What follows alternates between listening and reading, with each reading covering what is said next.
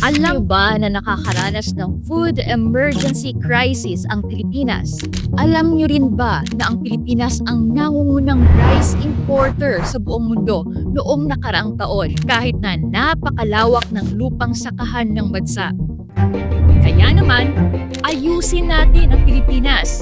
Nais ni Pastor Apollo C. Quiboloy na isulong ang panukalang batas na tinatawag na Philippine Food Security Enhancement Act na layuning tugunan ang problemang ito.